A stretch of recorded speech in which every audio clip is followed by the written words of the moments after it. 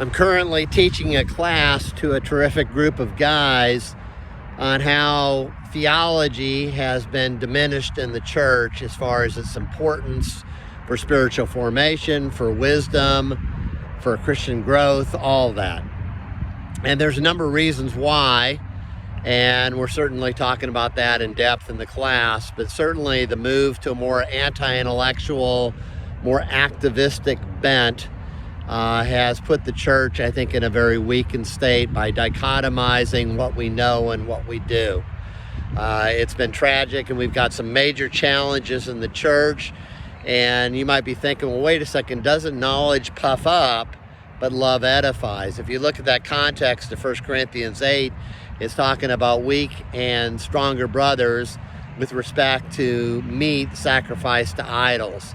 And the stronger brother has the knowledge that idols are nothing, and the weaker brother doesn't have that particular knowledge. It's not talking about knowledge in and of itself, because Paul would then contradict himself 6 chapters later when he says in chapter 14, verse 20, that don't be immature in your thinking, but be mature.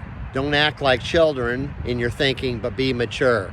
And so the activistic impulse that really starts kicking in, that I'm arguing in a big way, during around the Jacksonian period, and there's a lot of reasons for that. Embodied really is the Methodist circuit rider, and the idea of a learned minister like the Puritans is going out of style. And even Puritan ministers like Cotton Mather, who not only knew a lot, but did a lot of good work, so much so that the Ben Franklins of the world could say, I don't like his doctrine, but I love his good work. So tethering the heart and the head is not impossible, and we see a lot of examples of that. But we're living in a time with just massive challenges for the church to be able to, and I almost feel like I have to apologize when I say this, to think well and to discern, really like the sons of Issachar, what the times are and what we ought to do.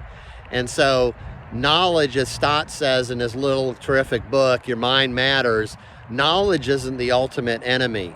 Sin is. And sin can show itself in either knowing a lot and being arrogant about it, or not knowing very much and just being very activistic and being proud of that. So sin is the big issue, not knowledge.